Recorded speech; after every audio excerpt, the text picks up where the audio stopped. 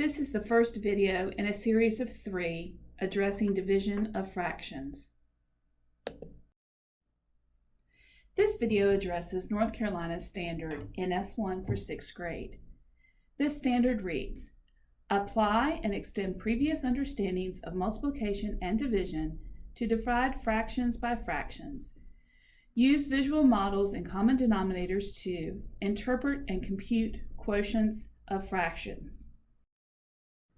We want to emphasize the use of concrete models to connect student understanding of addition and subtraction of fractions in 5th grade to division using common denominators in 6th grade.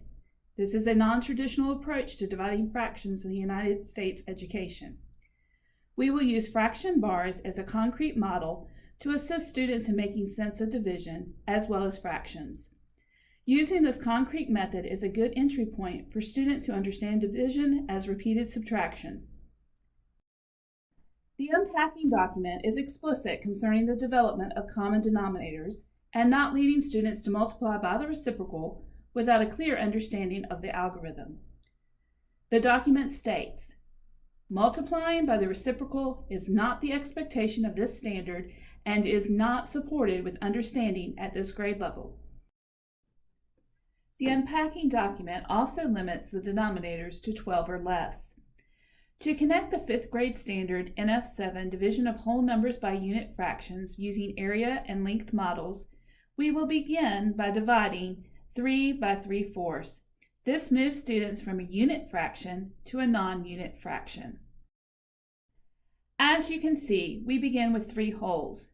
We need to find how many 3/4 are in 3 wholes. To do this, we must decompose the wholes into fourths, with each whole being equivalent to 4/4. We are changing the form but maintaining the value. Students are able to see the equivalency with the use of fraction strips. Our value is still 3 wholes.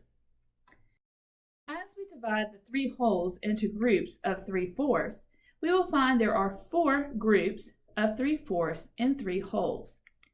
It is helpful for students that struggle with division to see creating groups by seeing repeated subtraction. As we move on to the 6th grade standard, let's consider 2/3 divided by 2/9. To divide this amount 2/3 into equal groups of 2/9, we must first find common units. In this case, a common unit is 9. To maintain the value but use a common unit, 2/3 is equivalent to 6/9. Now we are able to find how many equal groups of 2/9 there are in 6/9. Students will count these out and divide them into equal groups. We will find that there are 3 whole groups. Therefore, 6/9 divided by 2/9 equals 3, or 2/3 divided by 2/9 equals 3. So far, we have encountered whole number quotients, but the 6th grade standard requires students to compute with fractions that will lead to a fractional quotient. Look at 3/4 divided by 2/3. Based on our knowledge of multiples, we know that a common multiple between 4 and 3 is 12. Therefore, 3/4 is equivalent to 9/12. We can also express 2/3 as 8/12. Now we will determine how many groups of 8/12 are in 9/12. We will find 1 whole group of 8/12 in 9/12. However, we do not have another whole group of 8/12.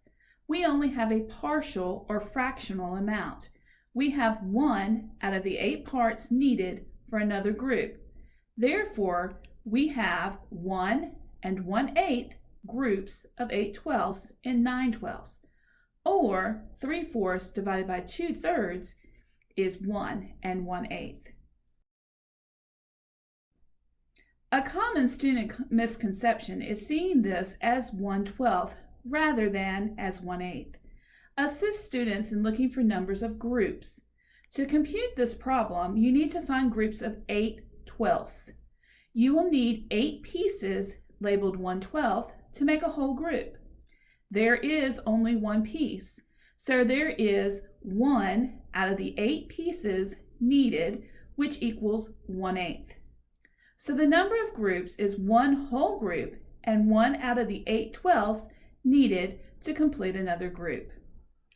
Building this model using concrete materials is very important to lead students to a deeper understanding of division and fractions. We will now move on to our last example, which will include a mixed number. We will divide 1 3/4 by 2/3. The model should begin with a whole and 3/4. From previous examples, we have shown that this whole can also be expressed as 4/4.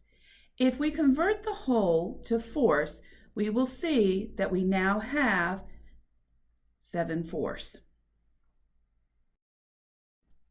As in previous examples, we need to find a common unit. We know that a common unit between 4 and 3 is 12. Therefore, 7/4 is equal to 21/12, and 2/3 is equal to 8/12. Students at different points of understanding may need to prove the equivalency of these fractions by matching up the fraction strips as they convert to equivalent fractions. As we can see, 1 3/4 divided by 2/3 is equivalent to 21/12 divided by 8/12. Now that we have common denominators, we can divide as we have in previous examples. How many groups of 8/12 do we find in 21/12? We then make equal groups of 8/12. Students in the early stages of understanding will want to manipulate the pieces as they count. We find 2 complete groups of 8/12 in 21/12, but we do not have enough 12s to make another full group. We only have 5 of 8 pieces needed. We have 2 whole groups of 8/12 and a fractional part of 5/8 of another group. So 21/12 divided by 8/12 is 2 5/8, and the equivalent expression of 1 3/4 divided by 2/3 is also equal to 2 5/8. As shown in this video, NS1 requires students to use visual models and common denominators to interpret and compute quotients of fractions. In 6th grade, students are working with non-negative rational numbers, but as a student progresses into 7th grade, they will begin to use their knowledge of non-negative rational numbers, including fractions, to work with all rational numbers. 7th grade RP1 will also involve using fractions within ratios leading to complex fractions.